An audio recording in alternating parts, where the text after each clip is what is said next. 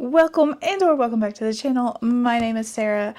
Hey, I haven't said it in a while. I'm talking about books in my basement today. Tonight, it's a lot later in the day than I normally film, but I'm here to tell you about everything I've read in the past week, which is more than I thought it was going to be. I have managed to get quite a few things read. I say quite a few. It's like, okay, it's a few.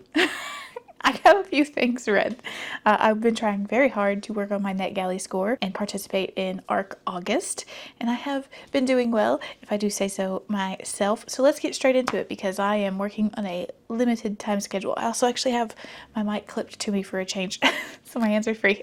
All right, top of the list. I think I talked briefly about this not yesterday, goodness, last week. I didn't change my date over. That's okay. I briefly talked about this last week, and that was I was reading The Midnight Pack by Jasmine, and Kulasha. I was very excited about this. I think it has a lovely cover, and I liked the premise a lot. It's a woman who is a sort of private investigator that kind of specializes in animal crimes, events, deaths, that sort of thing. I think it's pitched like a cryptozoological sort of function. She is called to, I think it was Maine, it was some northeastern area, to investigate the death of this woman who most people were saying, it's a bear attack. She gets there, and the first thing she does in a, fit of absolute genius is walks into the woods with nothing but a little knife and I think it was maybe a small pistol or a stun gun, something. She was barely armed. If she's in the woods looking into a bear attack, a bear that mauled and it sounded like half ate a girl, I would probably not be doing that.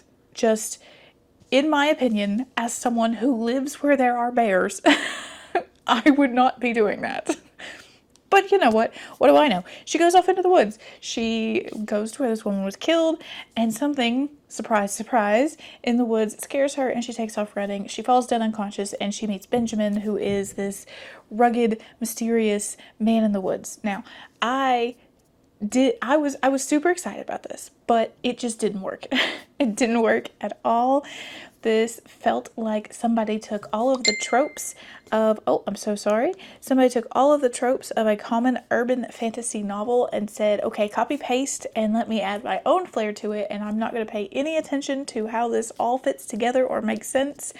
Here we go. It was not good for me. It was not good for me. I had a lot of problems with the fact that Benjamin was dumber than a rock. He was supposed to come off, I think, as a cinnamon roll, but he just came off as dumb. His dad, who was meant to be the rugged head of the, let's say, family unit, I'm sure you could figure out what they are. It says on the cover. Head of the family unit was also supposed to be like rugged and intelligent, and he built this McMansion in the woods with his bare hands, and he has an extensive library that he's read everything in, including like alphabetized sections, one that specifically said zoological, and yet that man, who might I add, is a certain type of paranormal creature that's known for hyper awareness, especially with scent and like hearing, also says, oh no, she was killed by a bear. No. It don't make sense. I don't buy it, and I don't like it. So this was not for me. It's not even the bear thing entirely. It was just the whole thing was kind of a mess. We also had Benjamin spends this whole time, he fully accepts paranormals of a certain type because he is of that type. And also fairies. There's fairies. And yet when she asked, does this exist? Oh, no, of course not. Because Dad says so. Dad clearly doesn't know what he's talking about. It's just all there. There is, of course, a mysterious council that is in control of everything. They somehow didn't sense the evil, the bad guy close to them, even though they're, again, paranormal creature that is well known for scent, smell, and in this case, they can literally smell emotions. Doesn't make sense. The last thing that really tickled me by the time I got there was our main character starts off with normal colored hair, but of course by the end, it turns silver. So, not for me. I wasn't a fan. Can't say I recommend it, sadly. I moved on the next e-arc that I read to A Game in Yellow by Haley Piper. Now this one I do recommend. It is out. It just came out, I think, this past week. This is a weird girl queer horror novel, and our main character is in a rut. She is a serious bout of depression going on. She is not interested in anything, including her own partner and their previously very involved BDSM sex life, and because of that they have been progressively moving on to more and more extreme things to try and fix it, to find the disconnect and resolve it. And so in a last-ditch effort, her partner says, I found something you should try. It's like a drug, but it's a book. If you read too much of it, supposedly you go mad, like you actually lose your mind. But if you read just a little bit and the book is taken away, you get a survivor's high, an adrenaline rush from surviving something. She says, let's try that. So they go, she reads a couple pages of this book, and she gets that intense survivor's high, and that makes her very into everything. And you read this story, and by the end of it, you are left wondering, was what I read her simply going mad? Was it the culmination of her severe, depression and anxiety? Was there something actually in those pages that is now coming out of her? How is the world after what happened? Because we don't know. There's also a lot to be said in this about the boundaries in a relationship, especially one with a sub-dom dynamic, like the idea of giving someone complete control and freedom over another, how much the subordinate person gives up and how much control they actually have over the dominant, and how this power play works both mentally for both parties involved in and out of the dynamic. It was very interesting. It also looked a lot at gentrification and how spaces are being wiped out that are safe spaces for persons of color and queer folk, and just the whole thing was fascinating. It was fast-paced and it had me on the edge of my seat, especially at the end. All that ending, I read it twice. I read it once late at night and I was like, holy cow. I almost didn't go to sleep because I was like, what happened? And I was just turning it over in my head, and then I woke up the next morning and I reread the ending because I was like, what is happening? It was so good. I highly recommend it if you like horror, especially of the queer variety. Something a little bit eldritch, maybe, of that flavor. This is a fantastic one. I read 2 manga. At this point, I needed to take a break. I had one very good book and one very not good book, so I took a break and read some Insomniacs after school. I read volume 1 and 2. They got these from the library, so I don't have them here with me. I wasn't expecting much, to be honest with you. I saw it at the library and I thought, why not? The library has, I think my library has 6 volumes, and I thought I could read this for free, so I'll give it a shot. I was very impressed. This is an absolutely stunningly drawn manga about 2 kids. Our main character, he has insomnia and he can't sleep at night, and he finds a place to lay down to take a nap, but it turns out there's a girl there, and she is also suffering from insomnia and is needing a place to sleep at night. And this place is the former astronomy tower where the telescope is at their high school. And the astronomy club was disbanded a few years ago, and so nobody goes there. It's just a storage space, and they find that they can sleep there, especially when they're together. It just helps for them to have someone with them to sleep, and it helps their insomnia. And the 2 of them begin to hang out there, and then eventually they end up refounding the astronomy. Ooh. Hello? I'm so sorry to interrupt. That's okay. There's some fresh little kittens outside. How fresh? Like fresh. Like little itty bitty, and they got the stumpy walks. You wanna come see them? Yeah, I do. Okay.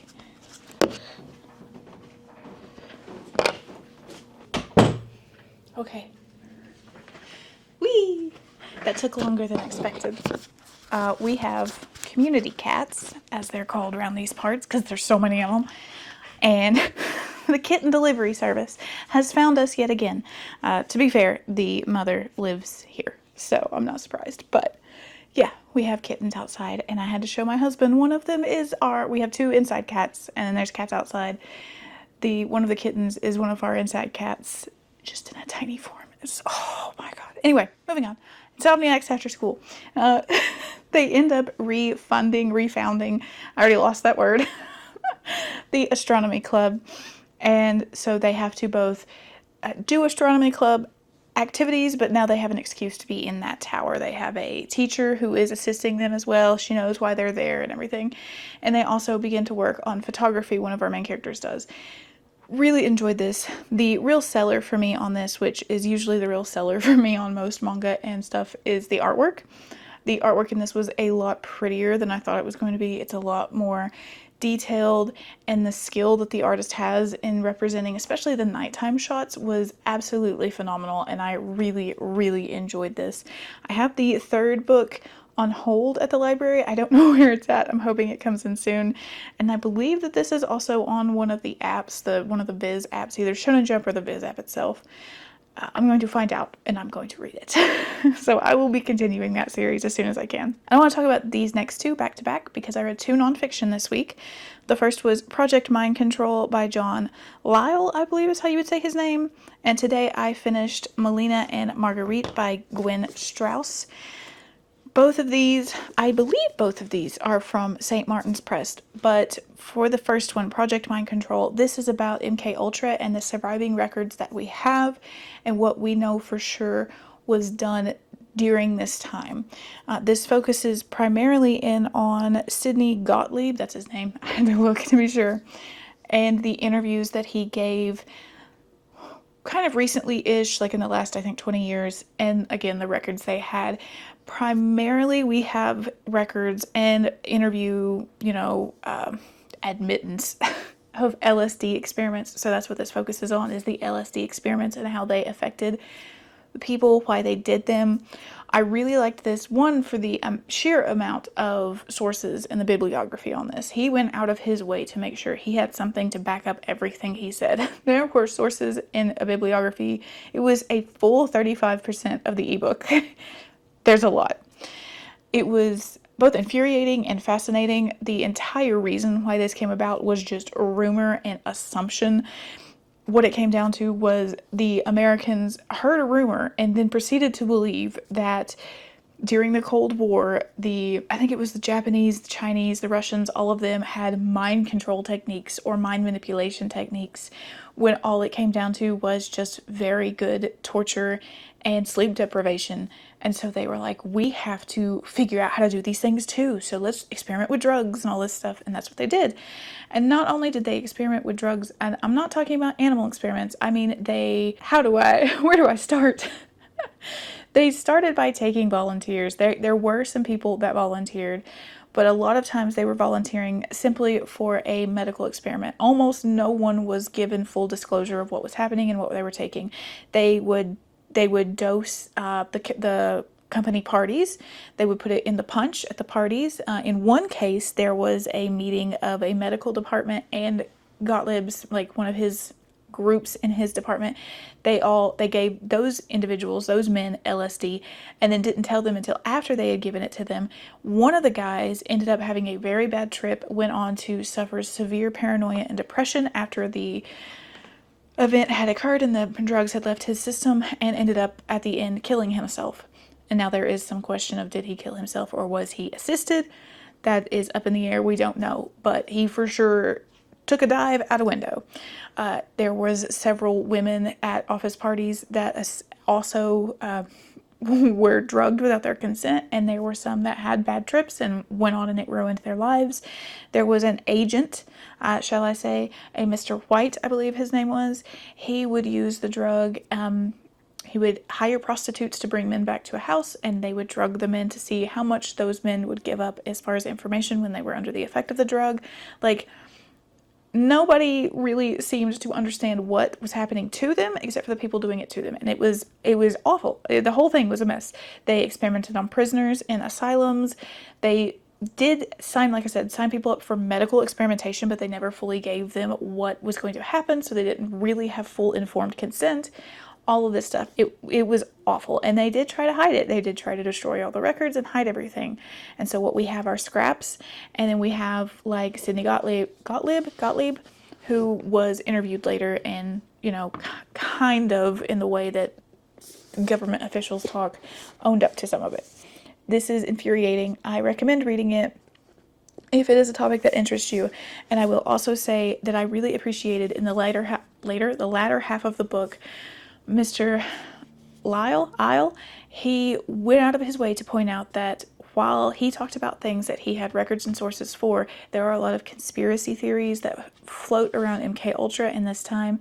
And he said just because there is a lack of evidence does not mean that it happened or that it's been covered up. He made a point to touch on those like conspiracy ideas and how something can take off based on a rumor. Oh, maybe they did this, but they covered it up because there's no evidence of it. And somehow everybody thinks that is the case. He's like, don't fall for that groupthink. That is exactly the thing that they want to happen, right? Whatever did happen could be covered up in the cloud of lies that didn't happen. He also talked a lot about the CIA and its founding and how it really never had any actual controls on it. Checks and balances didn't work for them, which I found interesting. I now want to read more on the CIA. I didn't think I would ever want to, but here we are. So, fascinating book. Do recommend. Now, the other nonfiction, like I said, I finished Melina and Marguerite by Gwen Strauss.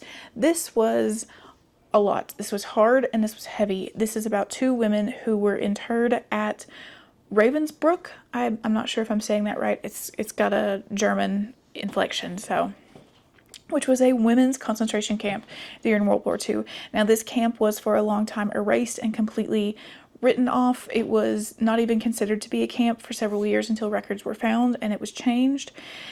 And this was exclusively for women, and the women who went there were often slanderized and called, they were considered prostitutes or mentally defect or something, even after the events of the war. So oftentimes survivors wouldn't talk about it and refused to acknowledge the fact that they came from Ravensbrück. Survivors were actually advised for a time not to talk about their time there because, it was a smear on their reputation. But this book does not shy away from the details of their time there, though. So Melina and Marguerite met at the camp and they developed what they went on to call a passionate friendship, which at this time was what most like noble, I wouldn't say noble, but like upper crust women called possibly same-sex not marriages, but relationships. We have no real concrete evidence of what extent the relationship went to, but it was commonly believed at that time that passionate friends were, girlfriends. So she does refer to them as passionate friends throughout this, which is what they refer to themselves as. So here you go. Even if they were just deep friends, what happened to them was inexcusable and devastating. So let's just get that out of the way. But this is about them, how they met and came together in their relationship and their time in the camp. And we really get the details of the things that were done to these women, the timeline, how things started, which wasn't super, as far as concentration camp scale, it was not super bad when it began. The camp was well tended. There were flowers, there were gardens. The women had food and they had a place to sleep. And then at the end, it was just overpopulated. It was built to hold, I think she said 3,000, and at the end it had somewhere upwards of like 20 or 30,000 women in it. There was daily slaughter of innocents. There were people 3 to a bed. There was swampy, muddy ground where people were walking. There were tents that people were held in. This book made me cry a couple times. It talked about what happened to pregnant women who were interred at the camp and most camps. I'm not even going to talk about that because I will cry again. And through it all, we watch Melina and Marguerite, and it's based off of Marguerite's accounts and her journals and other survivors' accounts when they finally did come forward. And we get all of this information and their relationship and how it was in those awful, terrible moments, those moments of, being bound in a place where humanity seems to have fled, that they find light and love in each other. And it was heartbreaking and also somewhat uplifting because even in a place like that, people can find each other and find solace. But oh my gosh, the place, it was hard to read. And every now and again, I do like to try to read books like this because I want to be reminded how far othering someone or villainizing someone for their political beliefs can take you. It's like I feel like people need to be warned again. Like, we are in a very politically tense climate, and when we start to other people to extreme degrees, we need to remember how far that can go because it has gone that far before, and it is not pretty, and it is not somewhere we need to be. And just, this was a beautiful story, not a beautiful story, a beautiful book about a horrible time and a horrible thing that happened. So don't read this if you're going to get easily upset. Go in knowing you're going to get the details of deaths, how they happened, the scale at which they happened. There is this story of these two women that wraps it all up, but it does not shy away from the atrocities. So know that going into this, but it is well worth the read. Now, the last thing that I read that I'm going to talk about tonight, yeah, it's late, is Sunward by William Alexander, I think. I sadly didn't like this one either. I had some bummers this week. There's some real bummers. I was very excited about this when I started reading it. In fact, I was like, 5-star. This is going to be a 5-star book. I am going to love this. And then about halfway through, I went, oh no, what's happening? And then by the end, I was like, I'm so mad right now. The wasted potential here. This is about Captain, I think her name was Tova, and she is a messenger that travels between planets, and along the way she trains little AI bots, and these bots have, bodies that they live in, and she trains them from the time that they are very young, like toddler age, to a working age, so like a year or two, because they grow and learn much faster than humans. And she will take them on trips and teach them how to travel, the basic sense things that you do, and then she brings them back. Now, when they are coming back from a trip, she is with Agatha von Sparkles, which was the AI girl that she is training, and something happens and Agatha has to put herself out into the data stream. She has to break herself apart into little modules to try and save them, and when she does so, she loses herself because young AI don't know how to reconstitute themselves after doing something like that. So Toba is like, oh no, I have to save her. She's lost one little bot before who did that, and she doesn't want to lose another. So at the root of the story, she is trying to save Agatha von Sparkles. Now, there is also this other event happening. A big explosion occurred on Luna, where Toba is from. Her family is considered royalty there because her mother runs the place. And a explosion happened that broke down the dock. And after the explosion happened, all of the bots on the planet, on the moon, disappeared. And so people are kind of blaming the bots. So Toba is traveling back to Luna to try and find a bot that she knows can help her with Agatha. But she gets there and the bots are gone. So now we have this chase sort of hunting thing where she has to look for this specific bot who she knows can help her hopefully fix Agatha. And along the way, she gets blamed for things. She gets captured. Someone sends an assassin after her. That happens in the first 2 chapters. And she meets up with other bots that she has helped raise in the past. Now, there was so much potential in this. Oh my God, like I said, 5 stars. I thought it was going to be 5 stars. By the end of it, I was so frustrated. The book ended and I went, what happened? What is going on? The only resolution we get is Agatha, and all of these other plot devices and these plot threads just drop. We find out why the explosion on Luna happened, but we don't get anything else. We know why the bots left, but there's all this what does that mean for Luna? What does that mean for the bots that left? Are they going to stay away? Toba's being blamed. Is she going to, I was so frustrated. I was deeply frustrated by this. It's meant to be a novella, so I don't know if it was the length where they abruptly cut it off, not to mention that last chapter and the things that we saw. We didn't get any explanation for those. I don't know if it was the way it was cut off. Maybe he was stuck with a page length he had to meet. And I don't know if he was trying to make it cozy because it's pitched as cozy. I wouldn't call it cozy in its current state, and I wouldn't call it cozy even if it had, maybe, you know what, maybe if it had a full explanation for things, it could be cozy. But cozy doesn't mean that we just don't know what's going on, okay? Cozy is low stakes with resolutions, not high stakes with no resolutions. I got frustrated.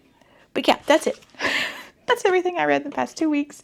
I am currently almost done with the Before Demon Slayer one-shot that came out not too long ago with the mangaka's one-shots that she wrote before she wrote Demon Slayer, and I'm loving it so much. I'll talk about it next week. And I'm not in deep on anything else that I'm reading. So we'll see what I read next week. It's going to be a surprise for all of us. I say both of us. It's just one of you. For all of us. But yeah, that is it for today. Let me know what y'all are reading, what you guys have picked up recently. I have gotten some new arcs, but it is late and I do need to get upstairs to my family, so I will cover those next week. And yeah, so I will talk to you again, guys, again then. Thanks so much for watching, y'all. Bye.